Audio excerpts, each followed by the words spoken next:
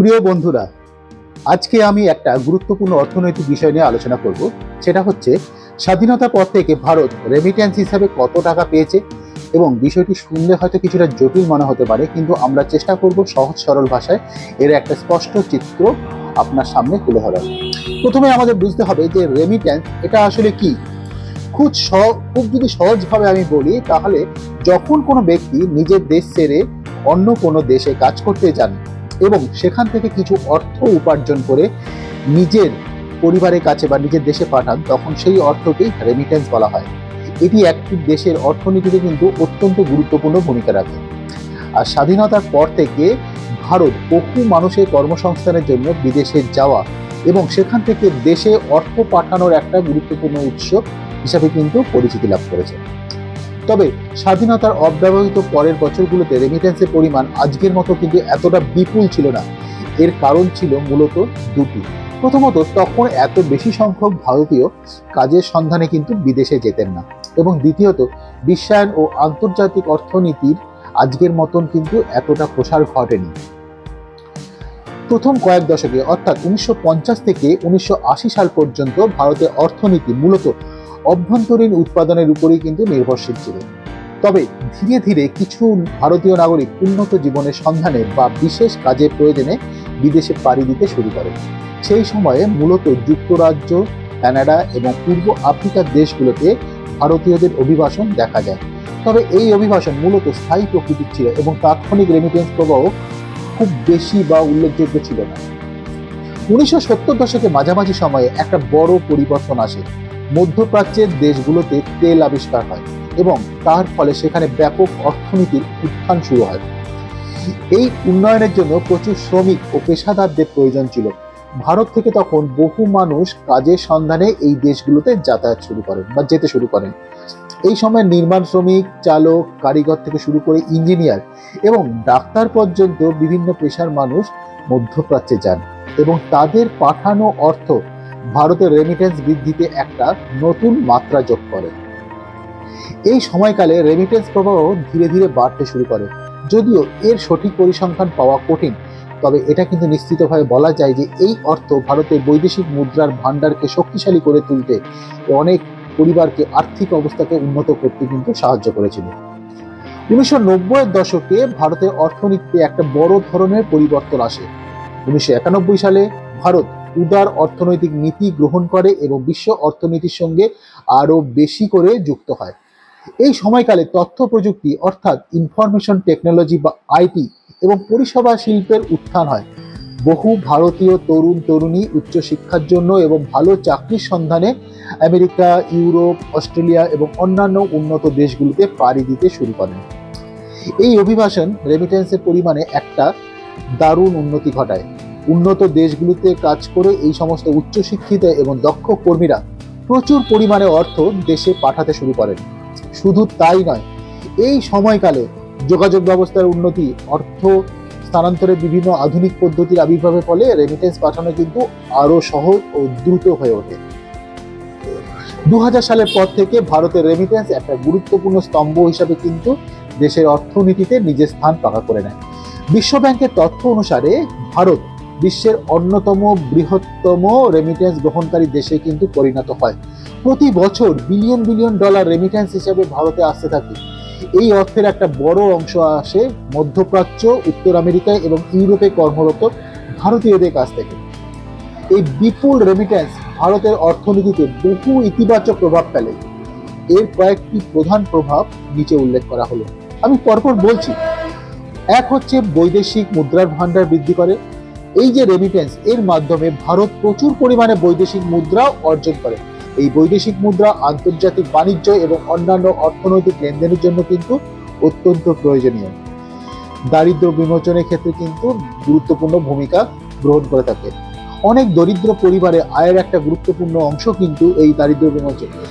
তারা এই অর্থ খাদ্য, শিক্ষা, স্বাস্থ্যসেবা এবং অন্যান্য প্রয়োজনীয় চাহিদা পূরণে সাহায্য করে, যা কিন্তু দারিদ্র্য কমাতে বড় সহায়ক হয়। আর এর একটা বড় অংশ গ্রামীণ এলাকায় যায়, ফলে গ্রামীণ অর্থনীতি চাঙ্গা হয় এবং রেমিটেন্সের মাধ্যমে মানুষের হাতে বেশি অর্থ আসার ফলে তাদের ভোগ ব্যয় বৃদ্ধি পায় এর ফলে বাজারে পণ্যের চাহিদা বাড়ে এবং সামগ্রিকভাবে অর্থনীতিতে একটা ইতিবাচক প্রভাব সৃষ্টি হয়। ব্যালেন্স অফ পেমেন্ট স্থিতিশীল থাকে। রেমিটেন্স ভারতের ব্যালেন্স অফ পেমেন্টকে স্থিতিশীল রাখতে কিন্তু গুরুত্বপূর্ণ ভূমিকা পালন করে। আপনারা হয়তো অনেকেই খেয়াল করেছেন, যদি আপনাদের এলাকার কাছাকাছি দেখেন যে কোনো একটা জায়গা থেকে বেশি সংখ্যক মানুষ বিদেশে কাজ করতে যাচ্ছে, তাহলে দেখবেন সেইখানে বাড়িঘর একটু উন্নত হয়, দোকানপাটে একটু অন্যরকম সামগ্রী আসে, অর্থাৎ সামগ্রিকভাবে সেই সব মানুষের চিন্তা ভাবনাও কিন্তু একটু আলাদা হয় এবং জায়গার উন্নতিটাও কিন্তু অর্থাৎ ডেভেলপমেন্টটা কিন্তু হয়ে থাকে। এবারে প্রশ্ন হলো, স্বাধীনতার পর থেকে ভারত ঠিক কত টাকা রেমিটেন্স হিসেবে পেয়েছে? দুর্ভাগ্যবশত স্বাধীনতার পর থেকে আজ পর্যন্ত সামগ্রিক রেমিটেন্সের একটা সুনির্দিষ্ট এবং সম্পূর্ণ চিত্র কিন্তু পাওয়া কঠিন। এর প্রধান কারণ হলো যে বিগত বছরগুলিতে রেমিটেন্সের পরিমাণ কিন্তু কম ছিল এবং এর যথাযথ হিসাব রাখা হতো না। তাছাড়া বিভিন্ন সময়ে তথ্য সংগ্রহের পদ্ধতি এবং রিপোর্টিংয়ের ধরনে কিন্তু অনেক পরিবর্তন এসেছে। তবে বিভিন্ন গবেষণা সংস্থা এবং সরকারি প্রতিষ্ঠানের প্রকাশিত তথ্য থেকে আমরা একটা ধারণা পেতে পারি। 2000 সালের পর থেকে রেমিটেন্সের পরিমাণ কিন্তু উল্লেখযোগ্যভাবে বৃদ্ধি পেয়েছে এবং এর নির্ভরযোগ্য তথ্য পাওয়া যায়। বিশ্বব্যাংকের তথ্য অনুসারে গত 2 দশকে ভারত $1 ট্রিলিয়ন বেশি রেমিটেন্স কিন্তু গ্রহণ করেছে। যদি আমরা কয়েকটি নির্দিষ্ট বছরের দিকে তাকাই তাহলে কিন্তু আরো বিষয়টি স্পষ্ট হবে। 2000 সাল, এই সময়ে ভারতের বার্ষিক রেমিটেন্স প্রায় $12 মিলিয়ন ছিল। 2010 সালে সেটা বেড়ে যায়, 2010 সালে সেটা দাঁড়ালো গিয়ে প্রায় $55 বিলিয়ন। 2020 সালে কোভিড প্যান্ডেমিক সত্ত্বেও ভারতের রেমিটেন্স প্রায় $83 বিলিয়ন ছিল, যা ছিল বিশ্বের মধ্যে সর্বোচ্চ স্থানাধিকারী জায়গাগুলোর মধ্যে একটা।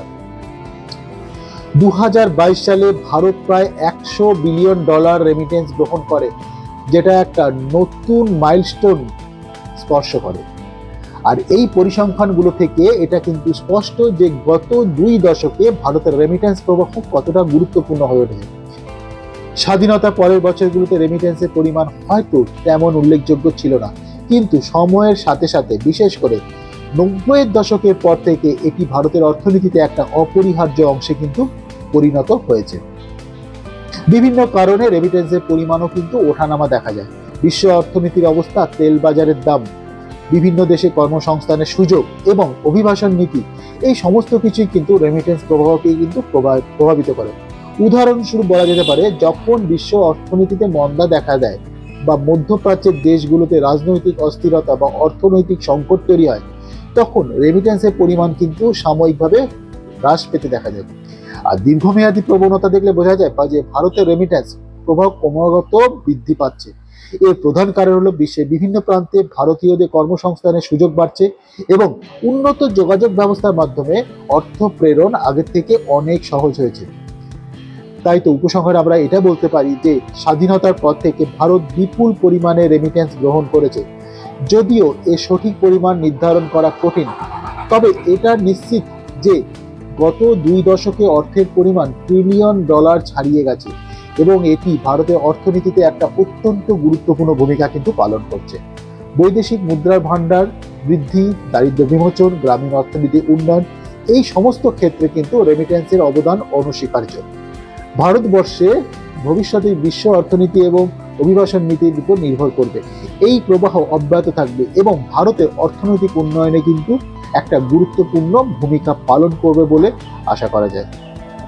আশা করি এই ভিডিওর মাধ্যমে আপনাদের বুঝতে সুবিধা হলো যে রেমিটেন্স কি এবং ভারতীয় অর্থনীতিতে এর কি গুরুত্বপূর্ণ ভূমিকা আছে এবং এর পরিমাণটা এখন মোটামুটি কত আছে, সবটাই আপনারা বুঝতে পারলেন।